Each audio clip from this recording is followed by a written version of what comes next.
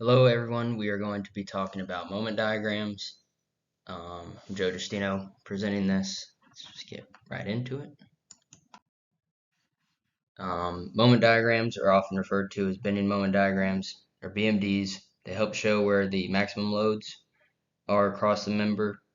BMDs and shear diagrams, they kind of work together to graphically illustrate these forces and reaction forces as well as the moments across a member.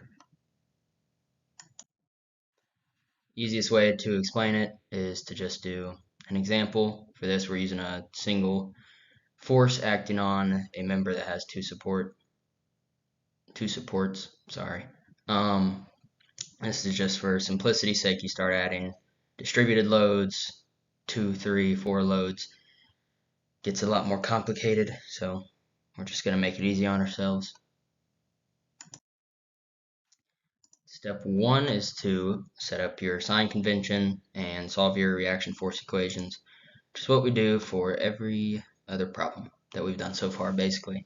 So you set up your sum of f of y's is equal to a of y plus b of y is equal to 20, and then you set up your sum of moment at a.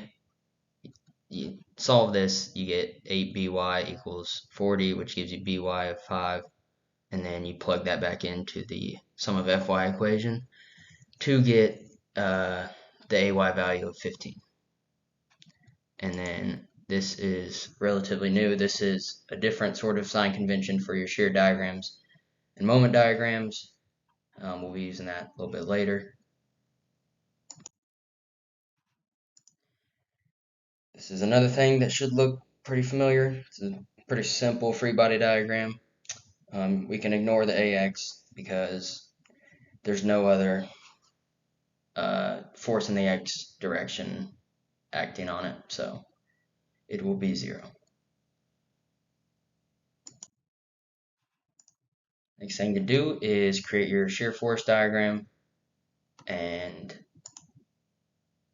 the way that you get this is, if you look at your sign convention, this is the 15 acting up is the support, and then the 15 acting down is the force acting on the member. And if you look at your positive sign convention, both of those values are acting in the direction of that sign convention. So therefore, on the shear force diagram, it is positive. And then the other part of it, that 5 kilonewtons, is acting up, which is opposite the positive sign convention, so therefore it will be negative.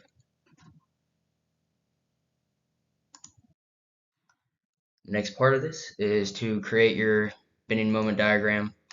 It's originally set up pretty similar to your shear force diagram, but once you graph it, it's going to look a lot different. You solve this by taking your sum of moments still from point A, but you have to do two different equations from A to where the force is acting on the object, and then from where the force is acting on the object all the way to B. So the first one, m of A, is equal to 0. So your moment minus 15 times whatever x value is put in, is set that equal to 0. That is because of the forces that I showed earlier acting on that beam from the 20 kilonewtons that was put onto the beam, is what I showed earlier. So then you simply just plug in, this would be your x is equal to 2 at 2 meters. That is where the force is acting on the member. Just plug that in. Very simple calculation. Gives you a moment of 30, and that is what we graph at the peak of this graph.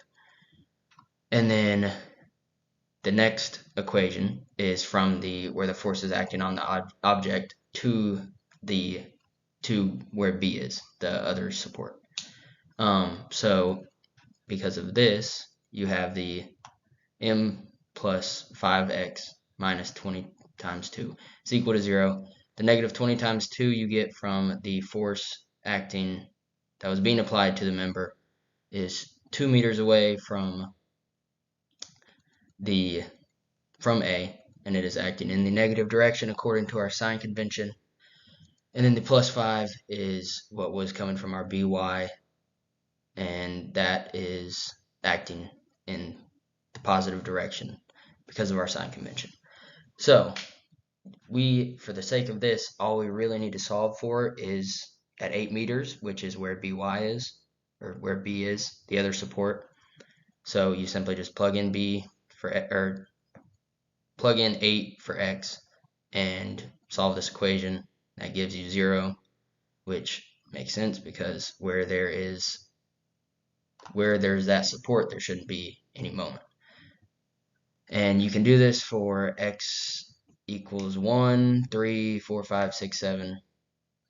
And all of those, everything you solve is going to be on the blue line of this graph. It's a linear equation. It's all going to fall on that line. So we really just need where the forces acting on the member and where the supports are. And a way to check your work on this is if you look at your shear force diagram and you look at the area underneath that top red line to the x-axis, that's in the first 2 meters, so it's 2 times 15. The area of that is 30. That should equal the area of this triangle between the 30 kilonewtons and the x-axis to the left, which would be 30 times 2 times 1/2, which would also get you 30. So those areas should equal. It's the same thing with the other portion of this graph.